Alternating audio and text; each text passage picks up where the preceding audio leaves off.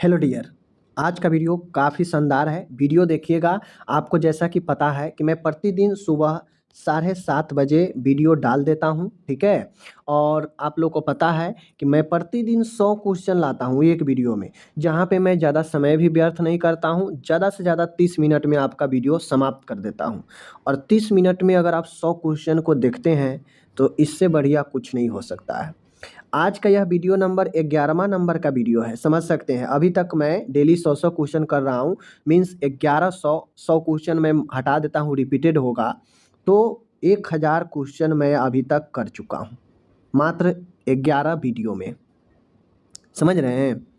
मैं ग्रुप बनाया हूँ एएनएम का मैं ग्रुप बनाया हूँ, जहाँ पे कंटिन्यू कैंडिडेट वहाँ पे जुड़ रहे हैं। मैं वहाँ पे डेली ये जो अभी क्लास लिया हूँ, डेली शाम के शाम ये पीडीएफ मैं वहाँ पे डाल देता हूँ। मेरा प्लान है ज़्यादा से ज़्यादा लोग जो है जुड़े, पढ़े।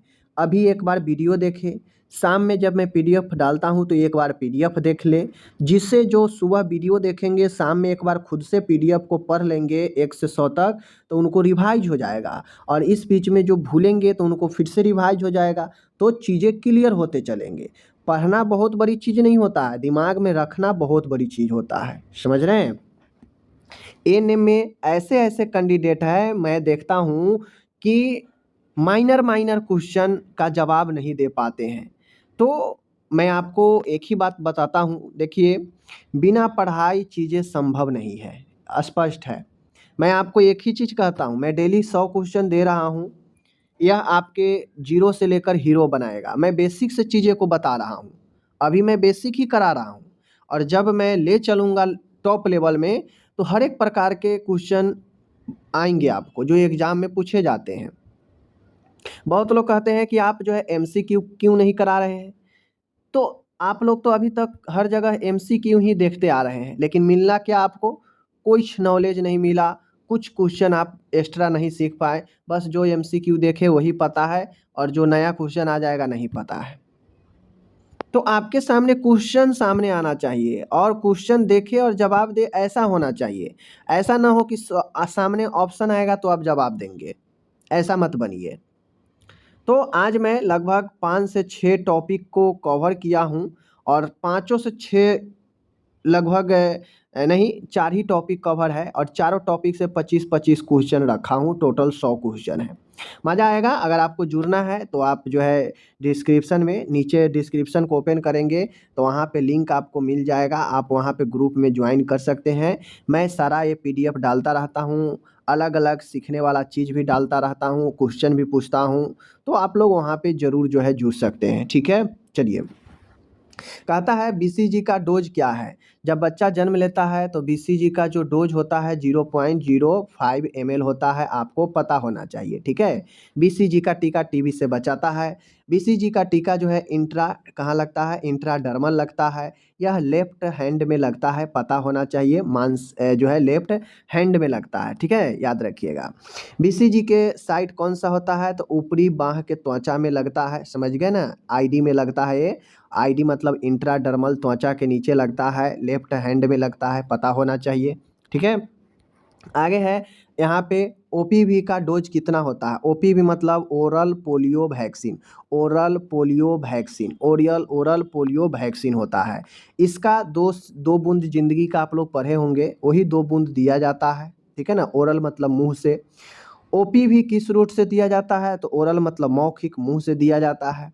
ओपीवी का साइट कौन सा है, तो मुंह के द्वारा जो है दिया जाता है, ठीक है ना। आगे है अपन हेपेटाइटिस बी। हेपेटाइटिस बी का डोज 0.5 ml होता है, पता होना चाहिए। देखिए, एक आपका मैं बता दूं, बीसीजी छोड़कर जितना भी दिया जाने वाला इंजेक्शन है, सब के सब आईएम से लगता है, सब के सब जो है 0.5 ml में लगता है। सिर्फ बीसीजी ही है जिसको 0.05 ml में दिया जाता है और आईडी में दिया जाता है। बाकी हेपेटाइटिस हो गया, डीपीटी हो गया, ये सब इंट्रामस्कुलर लगता है, और सब का डोज 0.5 ml होता है। मैं आपको पढ़ाऊँगा, समझाऊँगा, देख लीजिए। एट ए बर्थ टाइम जो आपको बीसीजी दिया जाता है, हेपेटाइटिस बी दिया जाता है, और ओपी भी दिया जाता है एट ए बर्थ टाइम। ये 3 महत्वपूर्ण टीका दिया जाता है जन्म के समय। तो तीनों देखिए, हेपेटाइटिस बी का जो मात्रा होता है 0.5 ml होता है। ऊपर में बीसीजी क्या था, ऊपर में बीसीजी देख लीजिए 0.05 ml है। यहाँ पे देख लीजिए ध्यान से, अंतर है, पॉइंट दशमलव के बाद 0.5 है ml है, और वहाँ पे सीधा दशमलव के बाद जो है 5 ml है। तो दोनों में काफ़ी अंतर होता है। इसका मतलब आधा ml हो गया और इसका मतलब आधा ml नहीं होता है, ठीक है, ध्यान रखिएगा। तो यहाँ पे देख लीजिए, हेपेटाइटिस बी का जो डोज होता है 0.5 ml होता है। हेपेटाइटिस बी का टीका का जो रूट है, जो मार्ग है, वह इंट्रामस्कुलर यानी मांस में दिया जाता है, मांसपेशी में। हेपेटाइटिस बी का जो साइट होता है, किस जगह पर देते हैं, तो डेल्टॉइड मांसपेशी में देते हैं, जो कि यह क्या है, इंट्रामस्कुलर मांसपेशी, जिसका नाम डेल्टॉइड मसल्स है, इसमें दिया जाता है हेपेटाइटिस बी, ठीक है, याद रखिएगा। आगे है डीपीटी का टीका का डोज कितना होता है। डीपीटी डिप्थीरिया पर्टूसिस टिटनेस, यह एक मिक्स वैक्सीन होता है, समझ लीजिए। और इसमें जो है आपको 0.5 ml होता है। अभी मैंने ऊपर बताया कितना ml, 0.5 ml। सिर्फ बीसीजी छोड़कर सब में 0.5 ml। डीपीटी का जो रूट होता है ये भी इंट्रामस्कुलर होता है, समझ गए, और ये भी डेल्टॉइड मसल्स में दिया जाता है। तो ये सब जो है आपका बस साइट जगह सब कॉमन है। आईपीवी डोज का, आईपीवी में जिसे इनएक्टिव पोलियो वैक्सीन बोलते हैं, इनएक्टिव देखिए, ओरल वाला जो ओपीवी होगा मुंह से दिया जाता है, लेकिन आईपीवी इनएक्टिव वाला जो होता है यह इंजेक्शन के माध्यम से लगता है, ठीक है ना। तो इनएक्टिव पोलियो वैक्सीन का जो डोज होता है मात्रा 0.5 ml ही होता है। आईपीवी किस रूट से दिया जाता है, तो ये भी इंट्रामस्कुलर आईएम से ही दिया जाता है, इस चीज़ को ध्यान में रखना है, ठीक है। आगे बढ़ते हैं। आगे है आईपीवी कौन से साइट पर देते हैं, तो ये भी ऊपरी बाह या जांघ में हम लोग इसको देते हैं। मीजल्स का टीका क्या डोज होता है, तो मीजल्स का जो एमएमआर का टीका होता है, पता होना चाहिए, मम्प्स मीजल्स रूबेला। इसमें मीजल्स का टीका 0.5 ml होता है, ठीक है, याद रखिएगा, 0.5 ml होता है। मीजल्स के टीका सब क्यूटेनियस दिया जाता है, यानी ये त्वचा के अंतर जो है दिया जाता है, सब क्यूटेनियस दिया जाता है, याद रखिएगा। इसे अधस्वत्वचीय बोलते हैं पूरा नाम। मीजल्स का साइट जो होता है डेल्टॉइड मांसपेशी या जांघ में होता है, इन चीज़ों को ध्यान में रखना है, लेकिन याद रखना है सब क्यूटेनियस होता है। मीजल्स सब क्यूटेनियस दो ही चीज़ें हैं जो अलग अलग है, एक है बीसीजी जो आईडी में दिया जाता है इंट्राडर्मल, और मीजल्स है जो सब क्यूटेनियस में जो है एससी में दिया जाता है। बाकी सब में आंख बंद करके आईएम इंट्रामस्कुलर लिख देंगे तो सही हो जाएगा। सिर्फ दो याद रख लीजिए, बीसीजी आईडी के थ्रू और सब क्यूटेनियस जो है आपका मीजल्स में होता है, बाकी सब में आईएम लिख दीजिएगा, चल जाएगा, सही हो जाएगा, ठीक है। आगे बढ़ते हैं।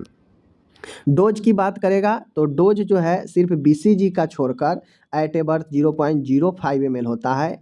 बीसीजी छोड़कर बाकी किसी का भी अगर डोज आपसे पूछता है तो सब में 0.5 ml हो जाएगा, समझ गए, सब में देखे हैं ना, अभी मीजल्स देखे हैं, डीपीटी देखे हैं, हेपेटाइटिस बी देखे हैं, सब में 0.5 ml था ना, सिर्फ बीसीजी में 0.05 ml था, बस ये अंतर याद रखिएगा, समझ गए। आगे बढ़ते हैं। यहाँ भी देख लीजिए, पेंटावायलेंट वैक्सीन है जो एक बार में 5 बीमारियों को जो है लिए होता है, पेंटावायलेंट वैक्सीन। ये पेंटावायलेंट का डोज 0.5 ml होता है, देख लिए ना, कोई अंतर आया नहीं आया। पेंटावायलेंट का रूट भी आईएम है, इंट्रामस्कुलर है, समझ गए, ये भी है। और जितना भी इंट्रामस्कुलर है सब डेल्टॉइड मांसपेशी या जांघ में दिया जाता है, याद रखना है, बात को समझ गए। चलिए आगे बढ़ते हैं। आगे है विटामिन ए का डोज कितना होता है, तो स्टार्टिंग में 1 लाख IU होता है, इंटरनेशनल यूनिट होता है, 1 लाख जब 9वें महीना पर मिजल्स के साथ में देते हैं तब, ठीक है। और 2 लाख होता है जो 16वें महीने पर होता है, 2 लाख इंटरनेशनल यूनिट देते हैं, और यह मुंह के द्वारा, ओरल के द्वारा दिया जाता है, समझ गए। तो अभी तक आप लोग क्या समझे, अगर आपके सामने डोज से रिलेटेड क्वेश्चन पूछे मात्रा, तो मात्रा में सिर्फ एक याद रखना है, बीसीजी। बीसीजी ही एक ऐसा है जो डिफरेंट है, जन्म के समय पूछ देगा तो 0.05 ml हो जाएगा, समझ गए, ये हो गया। इसके अलावा हेपेटाइटिस पूछे, डीपीटी पूछे, मिजल्स पूछे, पेंटावायलेंट पूछे, सब का डोज 0.5 ml हो जाएगा, समझ गए, सिर्फ बीसीजी को अलग छोड़कर। कुछ भी पूछ दे इतना पर आंख बंद करके मार देना है, समझ गए। चलिए, अगर आपसे रूट की बात पूछे कि किस रूट से कौन देते हैं, तो सिर्फ दो के याद रखना है, एक कौन, मिजल्स का याद रखना है और एक बीसीजी को याद रखना है। क्योंकि बीसीजी में आईडी है, आईडी के थ्रू इंट्राडर्मल, और मिजल्स में सब क्यूटेनियस अधस्वत्वचीय के द्वारा दिया जाता है। ये दो रूट में ये दो को याद रखिएगा, डोज में सिर्फ बीसीजी को याद रखिएगा, बाकी सब में 0.5 ml कॉमन।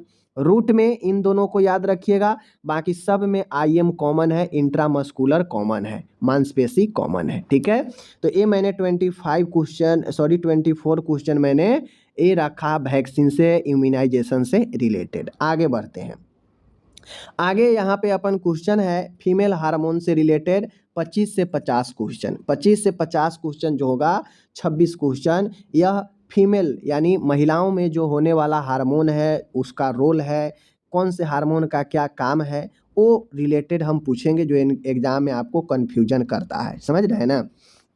देखिए, महिला के शरीर में मुख्य रूप से महिला हार्मोन कौन कौन से होते हैं। तो महिला हार्मोन बेसिकली प्रेगनेंसी के लिए जिम्मेदार होता है, यौन जो है यौन अंगों के लिए, यौना आरंभ के लिए जिम्मेदार होता है। समझ गए ना। तो महिला शरीर में मुख्य रूप से जो महिला हार्मोन होता है, एस्ट्रोजन, प्रोजेस्टेरोन और प्रोलैक्टिन हार्मोन, ये तीन महत्वपूर्ण, इन तीनों में से सबसे ज़्यादा महत्वपूर्ण जो होता है, ये दो महत्वपूर्ण है, एस्ट्रोजन, प्रोजेस्टेरोन। ठीक है ना, ये दो महिला मुख्य हार्मोन है, और तीसरा में एक प्रोलैक्टिन हार्मोन है। ओके, याद रखिएगा। अब यही तीनों पर निर्भर करता है पूरे फीमेल का बॉडी। चूँकि जब यौना आरंभ होता है, शरीर में बहुत सारा बदलाव होता है, जननांग विकसित होता है, ठीक है ना, ब्रेस्ट में बदलाव आता है, तो ये सब हार्मोन पर डिपेंड करता है। समझ गए। आगे देखिए, एस्ट्रोजन का मुख्य कार्य क्या है, ये वाला एस्ट्रोजन का क्या काम है, तीनों के बारे में समझेंगे कि तीनों का क्या क्या काम है। एस्ट्रोजन का मुख्य कार्य है महिला यौन अंगों का विकास और मासिक चक्र का नियंत्रण करना। यानी जो मेंसेज होता है महिला में या लड़की में, उसको कंट्रोल करना, महिला के यौंगों का विकास करना, जैसे जो भी जननांग हो गया, ब्रेस्ट हो गया, इन सब को जो है विकास करने का काम कौन हार्मोन करता है, एस्ट्रोजन। तो एस्ट्रोजन का काम है बेसिकली फीमेल ऑर्गेन्स को विकसित करना, ठीक है, और मेंसेज को जो है कंट्रोल करना, नियंत्रण करना, एस्ट्रोजन का। प्रोजेस्टेरोन का क्या काम है, तो प्रोजेस्टेरोन का काम है गर्भाशय की परत को गर्भधारण के लिए तैयार करना। तो बेसिकली प्रोजेस्टेरोन का काम है प्रेगनेंसी में ज़्यादा भूमिका निभाता है। यह प्रेगनेंसी में महिला का जो यूट्रस होता है, उसको मजबूत, उसको जो है मैच्योर बनाता है, प्रेग्नेंट के लिए, गर्भधारण के लिए तैयार करता है यूट्रस को। ठीक है, तो ये है प्रोजेस्टेरोन और एस्ट्रोजन का काम। अगर आपसे कोई पूछे कि इनमें से एस्ट्रोजन की क्या काम है, क्या भूमिका है, सीधा बताइएगा, यह महिला के यौन अंगों को परिपक्व करता है, विकसित करता है, मासिक चक्र को कंट्रोल करता है। जबकि प्रोजेस्टेरोन का काम है, यह परत बनाता है, प से प्रोजेस्टेरोन और प से परत, यानी परत किसका, यूट्रस के, यूट्रस को परत बनाता है गर्भधारण के लिए, यूट्रस को मैच्योर बनाता है, और प्रेगनेंसी में इसका रोल ज़्यादा है प्रोजेस्टेरोन का। ठीक है, आगे बढ़ते हैं। प्रोलैक्टिन का क्या काम है, अब तीनों में से दो देख लिए, प्रोलैक्टिन का क्या काम है, तो प्रोलैक्टिन का काम है दूध उत्पादन को बढ़ावा देना, यह दूध को प्रोडक्शन को बढ़ाता है। ठीक है ना, फीमेल के लिए। तीनों का काम, तीनों को भूमिका समझ गए। आगे है LH, luteinizing hormone. Luteinizing hormone यह महिलाओं में शरीर में क्या करता है, एलएच हार्मोन शॉर्ट में कहते हैं। तो ल्यूटिनाइजिंग जो हार्मोन होता है, इसका काम है ओवुलेशन को प्रेरित करना, अंडोत्सर्ग करना, यानी जो है ओवुलेशन होता है उसको काम को करता है बेसिकली लुटिनाइजिंग हार्मोन। ठीक है ना, लुटिनाइजिंग हार्मोन। एफएसएच का क्या काम है, एफएसएच का काम है फॉलिक स्टिमुलेटिंग हार्मोन। इसका काम है अंडाशय में फॉलिकल का विकास करना। अब ये अंडाशय क्या होता है, तो आपको पता है ओवरी होता है।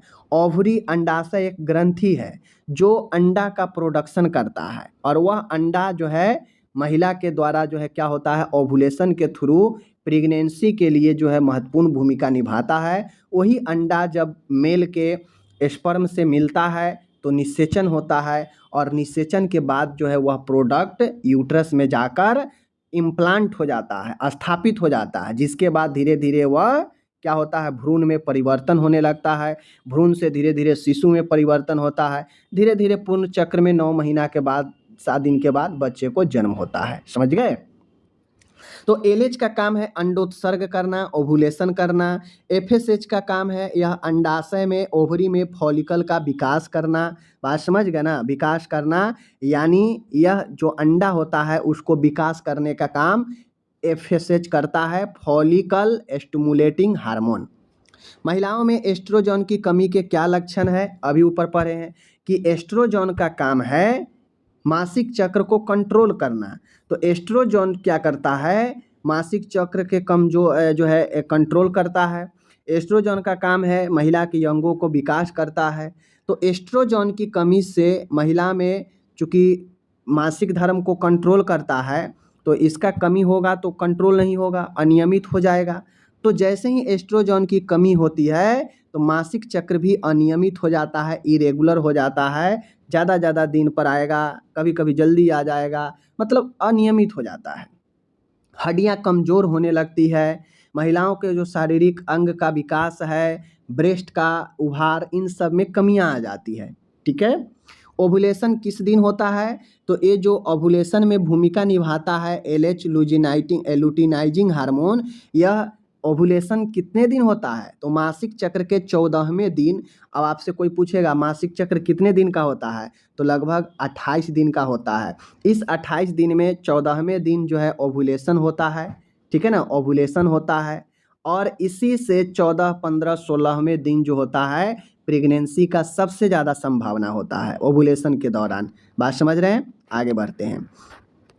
आगे है मासिक चक्र की औसतन अवधि कितनी होती है, अभी मैंने बताया औसतन जो है 28 दिन होता है मासिक चक्र का अवधि, 1 महीने का।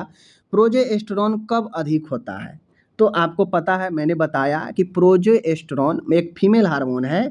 बेसिकली यह यूट्रस को तैयार करता है, यूट्रस को मैच्योर बनाता है, एक परत बनाता है गर्भधारण के लिए।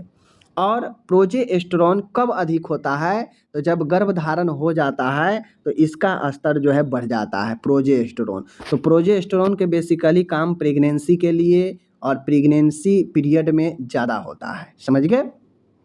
एस्ट्रोजन का उत्पादन मुख्य रूप से कहाँ होता है, तो बेसिकली एस्ट्रोजन का जो उत्पादन होता है यह अंडाशय में ओवरी के द्वारा होता है। इसीलिए ओवरी एक ग्लैंड है जो अंडा को तो रिलीज करता ही है, साथ में ये हार्मोन को भी रिलीज करता है। समझ गए, ग्रंथि का काम ही है हार्मोन को सीक्रेट करना। तो उसी प्रकार से ओवरी एक जो है आपका क्या है, ओवरी एक जो है ग्रंथि है जो एस्ट्रोजन को स्रावित भी करता है, उत्पादन करता है। लुटिनाइजिंग हार्मोन की अधिकता से क्या होता है, तो आपको पता है लुटिनाइजिंग हार्मोन क्या करता है, ओवुलेशन करता है, अंडोत्सर्ग करता है। तो एलएच की अधिकता से अंडोत्सर्ग में तेजी आती है, यानी जल्दी अंडोत्सर्ग होने लगेगा, ओवुलेशन होने लगेगा। प्रोलैक्टिन की अधिकता के क्या लक्षण होते हैं, मैं अभी बता देता हूँ। देखिए, ये मैं क्वेश्चन इसीलिए कराता हूँ ताकि अगर आपका एग्ज़ाम सितंबर लास्ट तक हो, मिड तक हो, तो आप चीज़ों को एक दिन में 100 पढ़ते हैं, डेली 100 क्वेश्चन पढ़ते हैं, ऊपर से आप घर बैठकर 1-2 घंटा थ्योरी पढ़ेंगे, एक्स्ट्रा जो मैं पढ़ा देता हूँ उससे हट के पढ़ेंगे तो ही फ़ायदा है। नहीं तो मैं पढ़ाऊँ फिर वही पढ़िएगा तो क्या फ़ायदा होगा, नया कुछ सीखिएगा नहीं। तो मेरा कहने का मतलब है आप जो है पढ़ें। अभी आपके पास सिर्फ यही लक्ष्य होना चाहिए कि पढ़ें, जितना ज़्यादा हो सके पढ़ें। ठीक है, क्योंकि आपका जीवन आपके हाथ में है। हमेशा से तो आप, अगर आप हाउस वाइफ है तो हमेशा तो आप काम अपना कर ही रही हैं। अपने जीवन के लिए भी थोड़ा सा 1 महीना पढ़ लीजिए। अगर नहीं होता है एग्ज़ाम चुनाव से पहले तो फिर थोड़ा सा रिलैक्स हो लीजिएगा। अगर हो जाता है तो मेहनत करिए अभी कुछ दिन। समझ गए ना। चलिए, प्रोलैक्टिन की अधिकता से क्या लक्षण होते हैं, तो प्रोलैक्टिन की अधिकता से, चूँकि प्रोलैक्टिन का काम है दूध सिक्रेशन में भूमिका निभाना, दूध प्रोडक्शन में, तो दूध का असामयिक स्राव यानी समय से पहले ही स्राव शुरू हो जाता है अगर प्रोलैक्टिन हार्मोन की अधिकता है तो। मेनोपॉज के दौरान कौन सा हार्मोन घटता है, तो आपको पता होना चाहिए कि जब एस्ट्रोजन मासिक चक्र को नियंत्रण करता है तो मेनोपॉज जो होता है जहाँ पे मासिक धर्म बंद होता है, तो मासिक धर्म बंद होगा मतलब एस्ट्रोजन की कमी होगी, तभी तो बंद होगा ना, क्योंकि ये मासिक धर्म को कंट्रोल करता है। तो मासिक धर्म बंद होना मतलब एस्ट्रोजन की कमी होना, समझ रहे हैं, क्योंकि एस्ट्रोजन डायरेक्ट मासिक धर्म से कनेक्टेड है। एस्ट्रोजन हड्डियों को स्वास्थ्य में कैसे मदद करता है, तो एस्ट्रोजन हड्डियों को मजबूत करता है, इसीलिए इसकी कमी से हड्डियां कमजोर होती है, मासिक धर्म अनियंत्रित हो जाता है, समझ रहे हैं। प्रोजेस्टेरोन गर्भ अवस्था में क्यों जरूरी है, तो प्रोजेस्टेरोन भी एक हार्मोन है जो प्रेगनेंसी के समय काफ़ी ज़्यादा मजबूती के साथ जो है प्रेगनेंसी में भूमिका निभाता है। तो यह गर्भाशय की परत को बनाए रखता है मजबूती के साथ, गर्भाशय में एक लेयर प्रदान करता है जहाँ से बच्चे को पोषण वगैरह मिलता है, ठीक है ना। एलएच और एफएसएच कहाँ से निकलते हैं, तो ल्यूटिनाइजिंग हार्मोन और फॉलिकल स्टिमुलेटिंग हार्मोन यह कहाँ से निकलते हैं, तो ये मास्टर गैलेंडी प्यूट्रिट ग्लैंड से निकलते हैं, याद रखिएगा। अगर आपसे पूछे एस्ट्रोजन कहाँ से स्रावित होता है, तब तो जो है आपका ओवरी अंडाशय हो जाएगा। लेकिन अगर आपसे ये पूछ दे कि एलएच और एफएसएच कहाँ से निकलते हैं, तो प्यूट्रिट ग्लैंड से निकलते हैं। ओके, आगे बढ़ते हैं। आगे है यहाँ पे महिला हार्मोन असंतुलन के लक्षण क्या है, यानी महिला हार्मोन प्रोजेस्टेरोन एस्ट्रोजन इन सब में अगर असंतुलन अगर है तो उसका लक्षण क्या होगा, तो इसका लक्षण होता है अनियमित मासिक धर्म और मूड स्विंग होना, यानी बिहेवियर जो है परिवर्तन होना, मूड स्विंग होना, चिड़चिड़ापन, ये सब जो है महिला में होने लगता है, समझ रहे हैं। ह्यूमन प्लेसेंटा लैक्टोजोन जिसे HPL बोलते हैं, HPL ये भी एक जो है आपका हार्मोन है जो क्या करता है, ह्यूमन प्लेसेंटल लैक्टोजोन के नाम से बोलते हैं। यह गर्भाशय के से निकलने वाला हार्मोन जो गर्भ अवस्था को बनाए रखता है, ये भी गर्भाशय से ही निकलता है, ह्यूमन प्लेसेंटल लैक्टोजोन जो गर्भ अवस्था को बनाए रखने के लिए आवश्यक होता है, समझ रहे हैं। एस्ट्रोजन की अधिकता के क्या लक्षण है, तो एस्ट्रोजन के बढ़ने से वजन बढ़ता है और मासिक चक्र भी अनियमित होती है। तो एस्ट्रोजन को घटने से भी मासिक चक्र अनियमित होगा, बढ़ने से भी अनियमित होगा, समझ रहे हैं। प्रोलैक्टिन की कमी के क्या प्रभाव हो सकते हैं, तो प्रोलैक्टिन के अगर वृद्धि होगा तो समय से पहले ही जो है दूध का सिक्रेशन होने लगेगा अनियमित रूप से। अगर प्रोलैक्टिन में कमी होगा तो दूध मिल्क के प्रोडक्शन में भी कमी होगा, क्योंकि डायरेक्टली प्रोलैक्टिन जो है मिल्क के प्रोडक्शन में भूमिका निभाता है, समझ गए। अंडाशय में हार्मोन उत्पादन किस प्रक्रिया से नियंत्रित होता है, तो अंडाशय में जो हार्मोन उत्पादन होता है वह प्यूट्रिट ग्लैंड के द्वारा जो है नियंत्रण होता है। और आप लोग जानते हैं मास्टर ग्लैंड इसीलिए प्यूट्रिट ग्लैंड को कहा जाता है क्योंकि यह बहुत सारे जो है आपको हार्मोन को दिशा निर्देश भी प्रदान करता है, कंट्रोल करता है।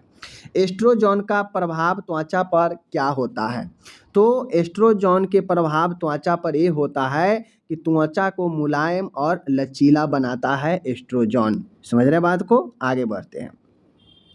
आगे है प्रोजेस्टेरोन किस प्रकार की ग्रंथि से निकलता है, तो प्रोजेस्टेरोन निकलता है अंडाशय से ही, ओवरी से ही, लेकिन यह ओवरी के यूटेरिन ग्रंथि से निकलता है, इन चीज़ों को ध्यान में रखिएगा।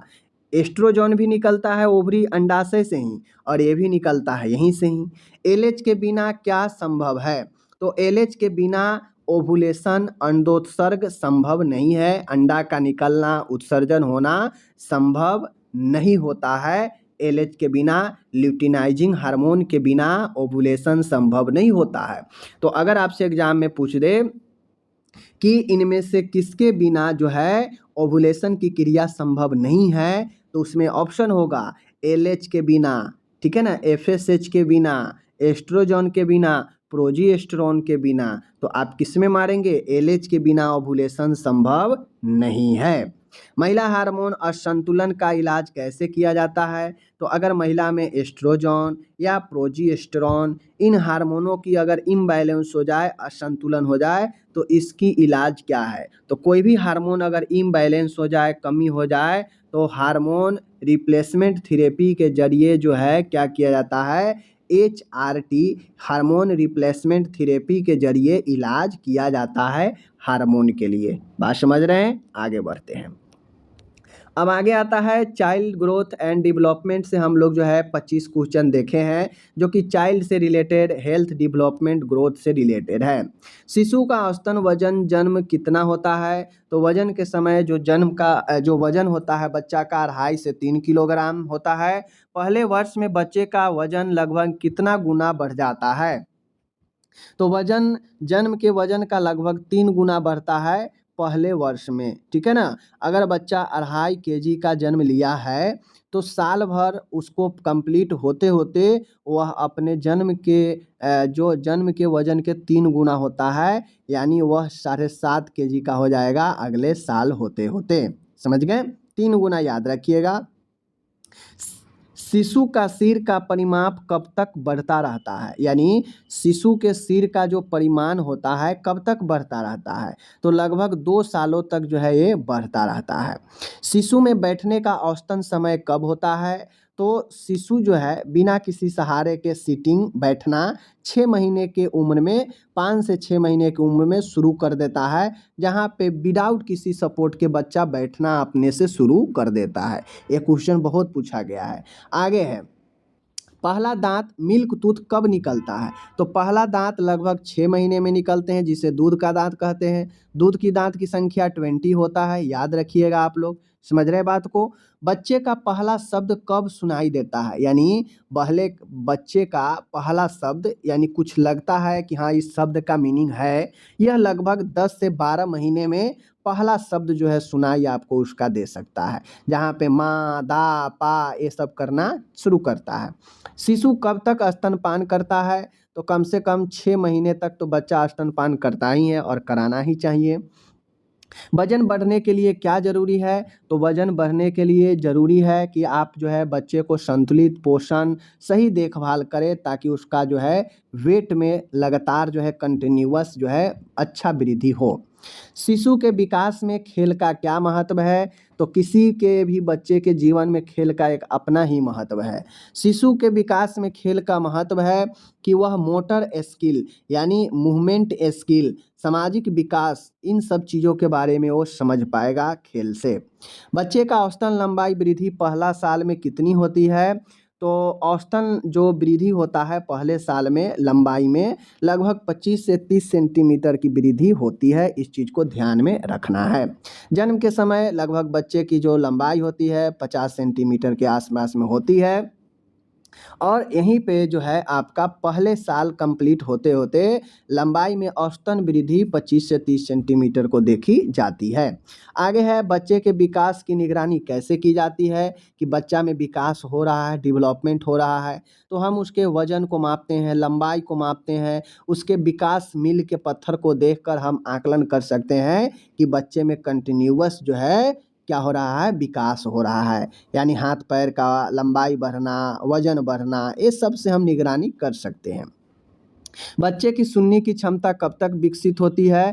तो बच्चे की सुनने की क्षमता, हियरिंग जो कैपेसिटी होती है, हियरिंग कैपेसिटी जो है जन्म के तुरंत बाद से शुरू हो जाता है, लेकिन चूंकि बच्चा अभी अज्ञानी होता है इसलिए वो रिस्पॉन्स नहीं करता है किसी के बातों को, ठीक है।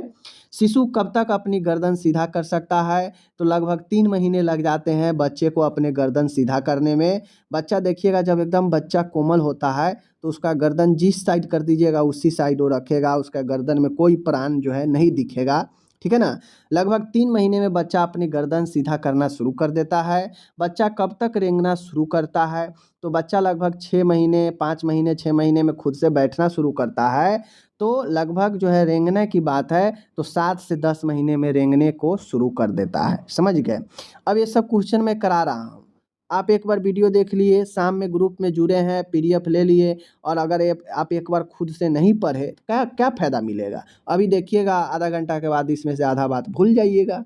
तो चीज़ें को लंबे समय तक रखने के लिए आपको मेहनत करना पड़ेगा, और जॉब लेने के लिए मेहनत करना पड़ता है, यही रियलिटी है। नहीं पढ़ेंगे तो मैं क्या, बड़े बड़े कोचिंग का भी आप 1000-1500 में कोर्स खरीद लीजिएगा, कोई फ़ायदा नहीं होगा, समझ लीजिए। और पढ़ने वाले के लिए खुद से भी सेल्फ स्टडी भी करके थोड़ा बहुत इधर उधर से हेल्प लेके भी वो अपने आप को जॉब ले लेता है। तो पढ़िए, मैं यही कहूँगा। तो ये चीज़ें है, बच्चा कब तक रेंगना शुरू करता है, 7 से 10 महीने लग जाते हैं।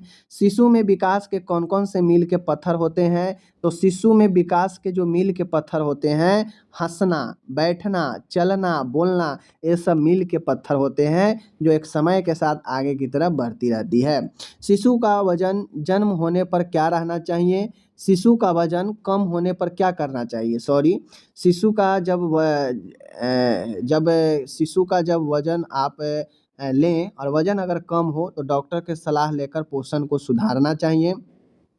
शिशु में मोटर विकास का पहला संकेत क्या होता है, तो लगभग शिशु में मोटर विकास जहाँ पे अपने से मूवमेंट को कंट्रोल करना या कुछ जो है हलचल मोटर वाला, समझ गए ना, ये चीज़ें होता है। गर्दन सीधा करना जो कि बेसिकली 3 महीने के आसपास होने लगता है बच्चा में, ये मोटर का पहला संकेत होता है। विकास में देरी मुख्य कारण क्या होता है, तो विकास में देरी का मुख्य कारण आप लोग जानते ही हैं, कुपोषण होगा, संक्रमण होगा, मानसिक तनाव होगा, ये सब ऐसे कारण हैं जो आपको आगे बढ़ने से रोकेगा। उसी प्रकार से विकास में देरी का कारण माल न्यूट्रिशन, संक्रमण एंड मानसिक तनाव, ये सब चीज़ें जो है होता है। ठीक है, आगे बढ़ते हैं। आगे है बच्चे का पहला कदम आमतौर पर कब जो है होता है, बच्चे का पहला कदम आमतौर पर कब, यानी पहला कदम मतलब बच्चा लगभग पहला डेंग कब रखना प्रयास करता है, शुरू करता है, लगभग 12 से 15 महीने, कोई साल भर में ही चलना शुरू कर देता है, किसी को 1.5 साल लग जाता है, किसी को 1.25 साल लग जाता है। तो लगभग 12 से 15 महीने में पहला कदम रखना बच्चा शुरू कर देता है। शिशु का सामाजिक विकास कब शुरू होता है, शिशु का सामाजिक मतलब लोगों के प्रति देखकर हंसने लगना, लोगों से जो है लोगों के प्रति अपने ध्यान को आकर्षण करने, मतलब सामाजिक विकास शुरू हो जाता है 6 महीने के बाद। शिशु में नन्हे शब्दों का विकास कब होता है, वही मैंने बताया, नन्हे शब्द मतलब छोटे छोटे वाक्य बोलना, माँ, दा, पा, ऐसे करके। तो ये सब 9 से 12 महीने, ऊपर हम लोग देखे हैं लगभग 10 महीने, वही एवरेज है, ये चीज़ें समझ गए, याद रखिएगा। आगे है यहाँ पे सही विकास के लिए विकास ध्यान जरूरी है, तो सही विकास के लिए किसका ध्यान रखना जरूरी है, तो देखिए चूँकि बच्चा बहुत कोमल होता है, बहुत उसको जो है जीवन में आने के बाद उसको बहुत सारे डाइट का, आहार का जरूरी पड़ता है। चूँकि बच्चा में धीरे धीरे तेज़ी के साथ वृद्धि और विकास होता है, तो तेज़ी के साथ वृद्धि और विकास के लिए ज़रूरी है कि अच्छा पोषण हो, अच्छा स्वच्छता हो और अच्छा देखभाल हो, ताकि बच्चा भी अच्छे तरीक़ा से विकास करेगा। अगर स्वच्छता नहीं होगा, संक्रमण हो जाएगा, फिर विकास की बात ही छोड़ दीजिए। स्वास्थ्य की बात होगा तो वो सेम चीज़ है, पोषण का भी बात होगा तो सेम ही चीज़ है। ठीक है। वजन बढ़ाने में स्तनपान का क्या योगदान है, तो वजन बढ़ाने में स्तनपान का योगदान जो है काफ़ी जो है हद तक होता है, क्योंकि स्तनपान पर्याप्त पोषण और रोग प्रतिरोधक क्षमता बढ़ाता है। चूँकि चूँकि बच्चा है वो और कोई आहार ले नहीं रहा है, माँ का ही दूध एक उसको आहार है, तो कहीं न कहीं वो माँ के दूध ही उसके लिए एक ऐसा पर्याप्त पोषण है जो उसके लिए वजन बढ़ाने में, वृद्धि विकास में भूमिका निभाता है। साथ में माँ के दूध में मैं आपको बताया था कि एक IgA नामक जो है एंटीबॉडी होता है जो अन्य रोगों से, संक्रमणों से लड़ता है, ठीक है, जो रोग प्रतिरोधक क्षमता बढ़ाता है। शिशु का मस्तिष्क विकास कब से तेजी से होता है, तो पहले 2 साल में सबसे तेजी के साथ जो है परिमाण भी बदलता है मस्तिष्क का, और विकास भी जो है पहले 2 साल में तेजी से होता है। बच्चे की लंबाई का मापन कब किया जाता है, तो हर 3 से 6 महीने में लंबाई का मापन करना चाहिए। ठीक है ना। विकास में सुधार के लिए माता पिता को क्या करना चाहिए, देखिए एक होता है वृद्धि और एक होता है विकास। तो विकास में सुधार के लिए माता पिता को पोषण पर ध्यान देना चाहिए, ताकि उसका मेंटल और फिजिकल दोनों मजबूत हो। नियमित जांच कराना चाहिए। तो ये सब चीज़ें से आप नियमित बच्चे में विकास में आप पता कर सकते हैं कितना हुआ, कितना नहीं हुआ। ठीक है। आगे आता है माय डियर, और हेल्थ प्रोग्राम से रिलेटेड क्वेश्चन है, और यहाँ पे हम 76 से लेकर 100 तक पूरे 25 देखेंगे, जहाँ पे अलग अलग प्रोग्राम से रिलेटेड अलग अलग क्वेश्चन देखने को मिलेगा। हेल्थ प्रोग्राम से संबंधित जो है 76 से जो है अपन यहाँ पे जो है देख लीजिए, 76 से लेकर जो है आपको कितने क्वेश्चन है, 100 क्वेश्चन है। सबसे पहले हम लोग जानते हैं अभी जो NHM के तहत जो अपन बहाली है, यह एनएचएम के तहत ही बहाली है, नेशनल हेल्थ मिशन के तहत ही। तो ये नेशनल हेल्थ मिशन वास्तविक में कब आया? तो राष्ट्रीय स्वास्थ्य मिशन 2013 में शुरू किया गया, याद रखिएगा। राष्ट्रीय टीकाकरण कार्यक्रम का उद्देश्य क्या है? जो पूरे नेशनल लेवल पर टीकाकरण कार्यक्रम चलाया जाता है, इसका उद्देश्य क्या है?